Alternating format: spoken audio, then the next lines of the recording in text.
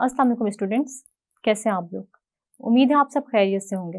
I am Saeeda कामना Nadeem, I am your biology teacher for class 9th। Students, आज जो हम लोग टॉपिक स्टार्ट करने जा रहे हैं वो ये है कि प्लाज्मोडियम किस तरह मलेरियल पेशेंट से एक हेल्दी पर्सन में ट्रांसमिट होता है।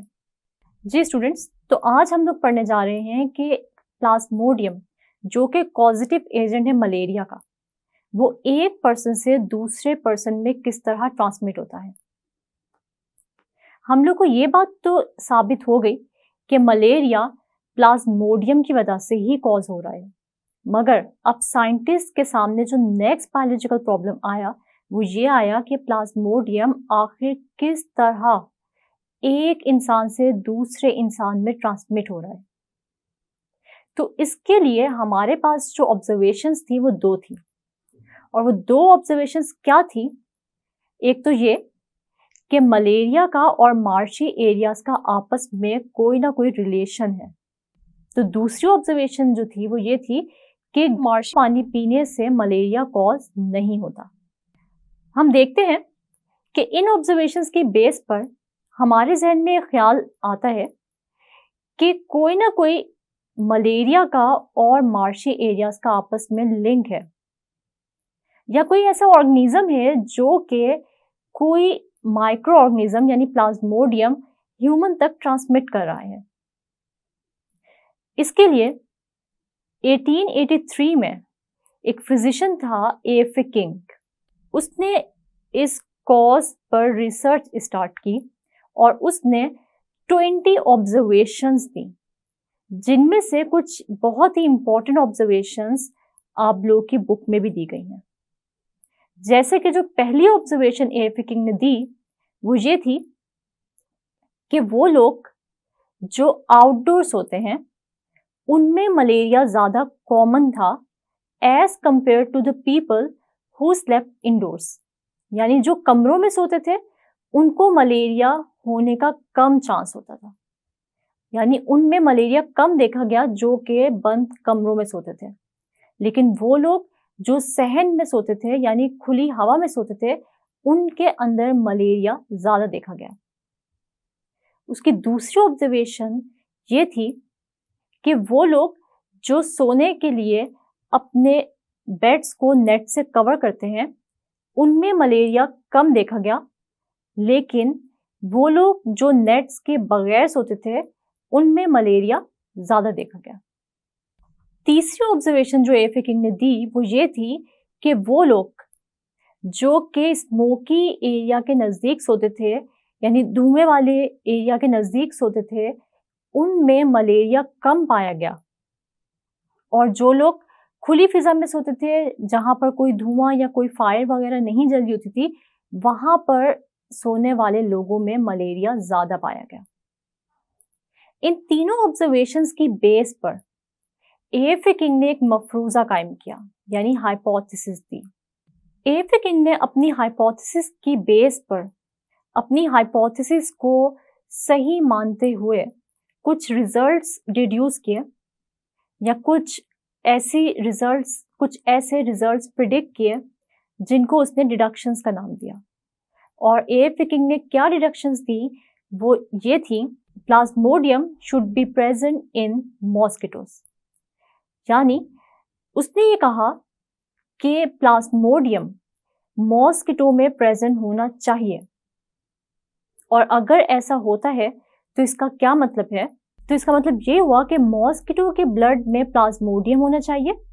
और ये मॉस्किटो प्लाज्मोडियम कहाँ से ले रहा है, ये प्लाज्मोडियम किसी भी मलेरियल पेशेंट को बाइट करके ले रहा है, और फिर जब ये प्लाज्मोडियम मॉस्किटो के ब्लड में आता है और यही मॉस्किटो जिसके पास प्लाज्मोडियम होता है वो किसी भी हेल्दी पर्सन को बाइट करता है तो वो ये प्लाज्मोडियम ट्रांसमिट कर देता है उस हेल्दी पर्सन के ब्लड में।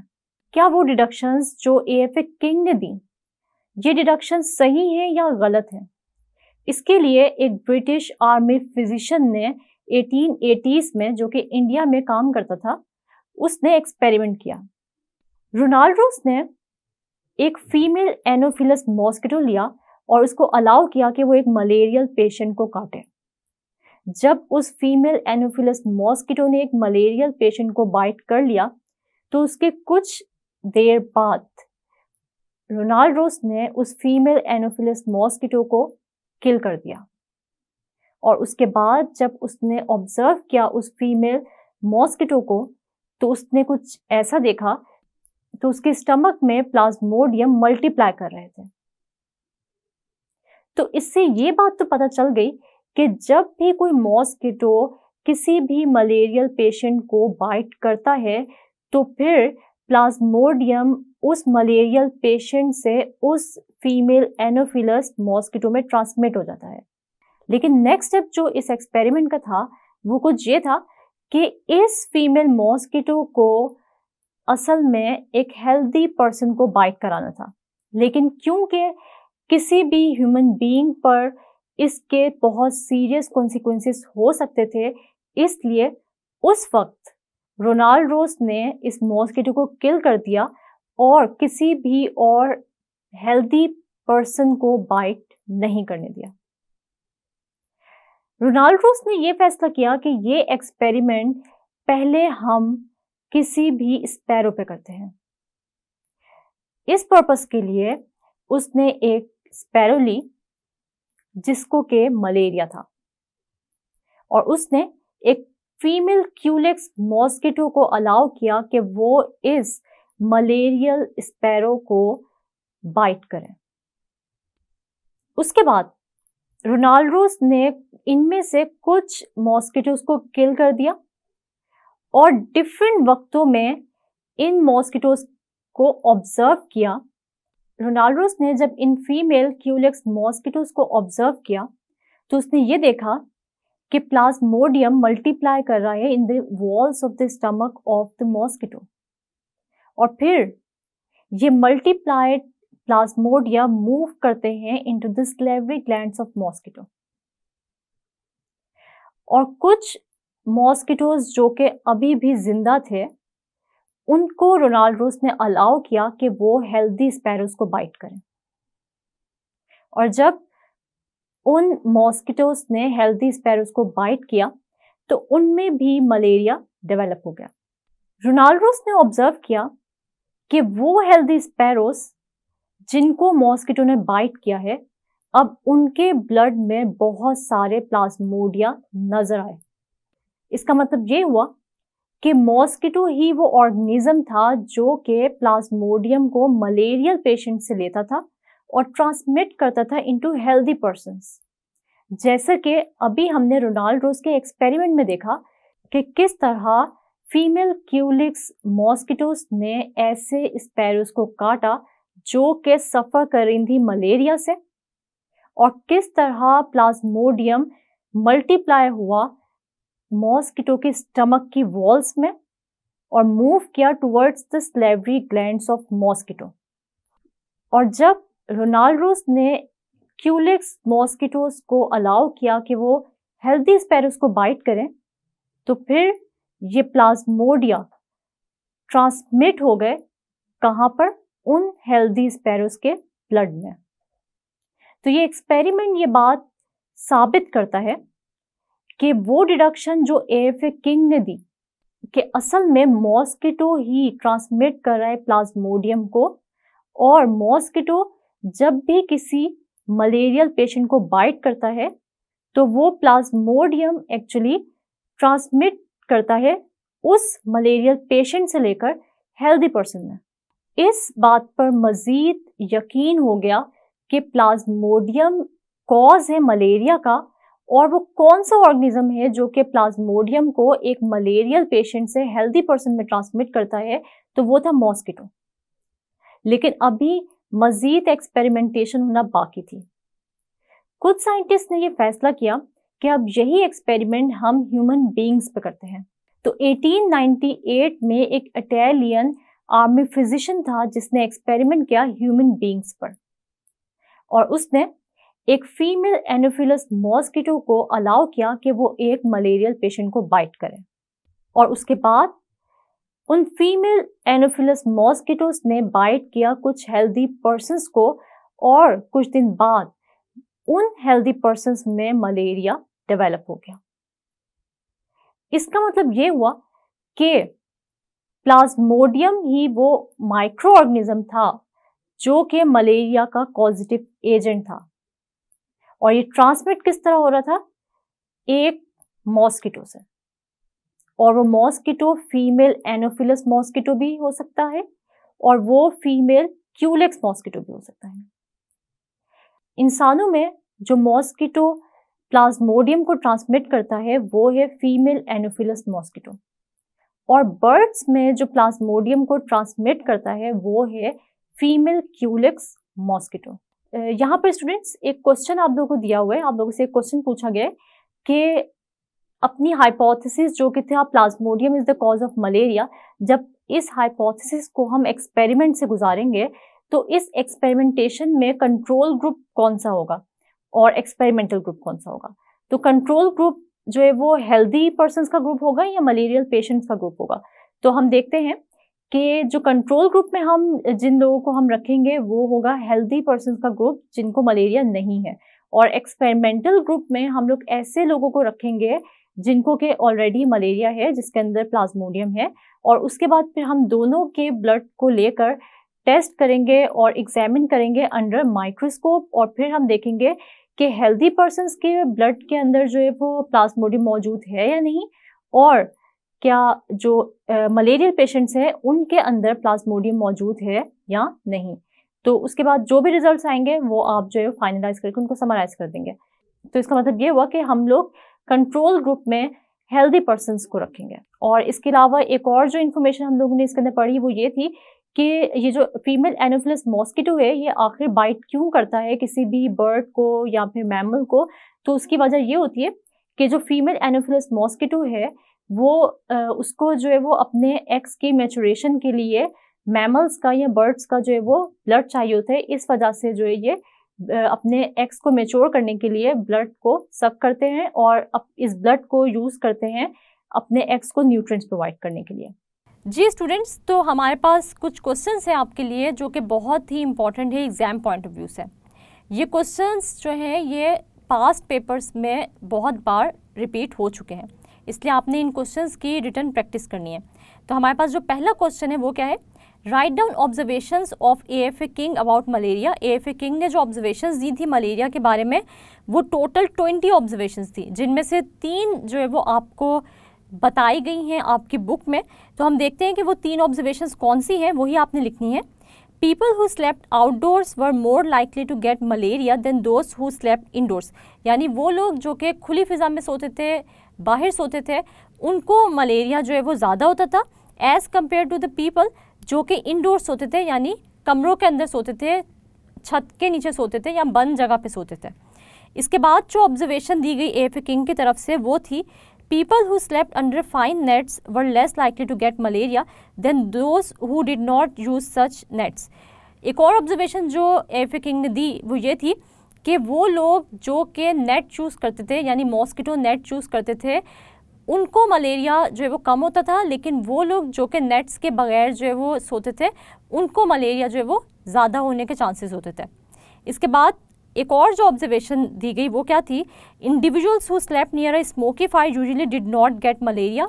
वो लोग जो कि स्मोकी फायर के नज़दीक सोते थे उनको भी जो है वो मलेरिया नहीं होता था।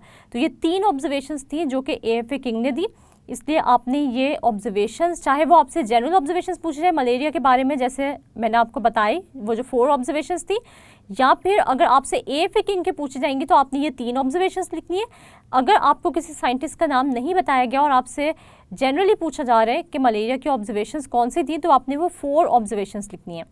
इसके बाद स्टूडेंट्स हमारे पास दूसरा क्वेश्चन है, why female mosquitoes need the blood of mammals and birds. तो आप लोगों को पता है कि फीमेल मॉस्किटो को मैमल्स और बर्ड्स का ब्लड क्यों चाहिए होता है, क्योंकि हम देखते हैं कि female mosquitoes need the blood of mammals and birds for the maturation of the eggs. यानी एग्स की मैचुरेशन के लिए, उनकी डेवलपमेंट के लिए फीमेल मॉस्किटो को मैमल्स का और बर्ड्स का ब्लड चाहिए होता है, इसीलिए ये हमारा ब्लड जो है मॉस्किटो जो फीमेल मॉस्किटो होती है वो सक करती है। इसके बाद स्टूडेंट्स हमारे पास जो क्वेश्चन है ये बहुत ही इंपॉर्टेंट है और ये आपसे जो है वो पास पेपर में भी आपको ज़रूर नज़र आएगा। हम देखते हैं, differentiate between Culex and Anopheles mosquito, कि क्यूलेक्स और एनोफिलस मॉस्किटो में क्या डिफरेंस है। तो हम देखते हैं कि क्यूलेक्स और एनोफिलस मॉस्किटो दोनों ही फीमेल मॉस्किटो है। देखिए इन दोनों में डिफरेंस क्या है, तो हम देखते हैं क्यूलेक्स मॉस्किटो वो फीमेल मॉस्किटो है जो कि बर्ड्स को या स्पैरोज को बाइट करती है और उनमें मलेरिया कॉज करती है, लेकिन एनोफिलस मॉस्किटो वो फीमेल मॉस्किटो है जो कि ह्यूमन बीइंग्स को बाइट करती है और ये ह्यूमन में मलेरिया कॉज करती है। तो आप लोगों को ये डिफरेंस पता चल गया, आपने ये डिफरेंस याद रखना है क्योंकि ये क्वेश्चन बहुत ही आपके लिए सारे के सारे इंपॉर्टेंट है।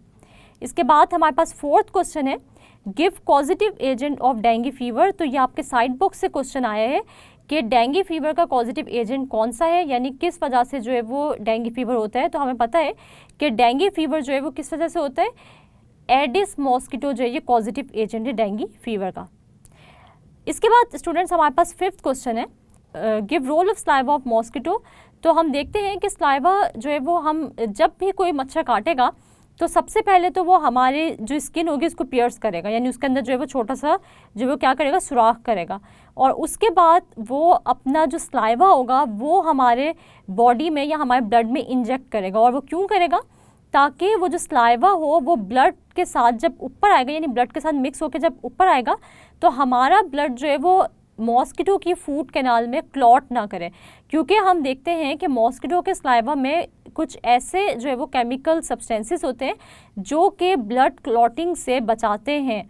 और हम देखते हैं कि स्लाइवा वो इसीलिए पहले हमारे ब्लड में जो है वो इंजेक्ट करता है ताकि जब ये ब्लड वो सक करे तो वो ब्लड जो है वो इसकी फूड कैनाल में क्लॉट ना हो जाए। तो इसका मतलब ये हुआ कि स्लाइवा प्रिवेंट्स ब्लड क्लॉटिंग।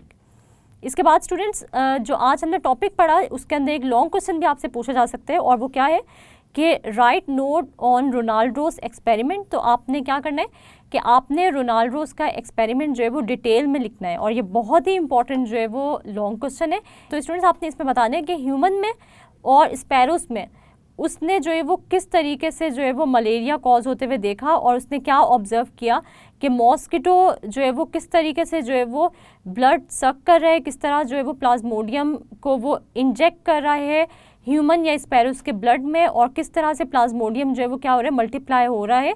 ये सारा का सारा जो एक्सपेरिमेंट था ये रोनाल्डोस ने साबित किया कि असल में हम देखते हैं कि जो मच्छर होता है वो प्लाज्मोडियम को ट्रांसमिट करता है from malarial patient to the healthy person. तो रोनाल्डोस के एक्सपेरिमेंट ने ये बात साबित कर दी थी।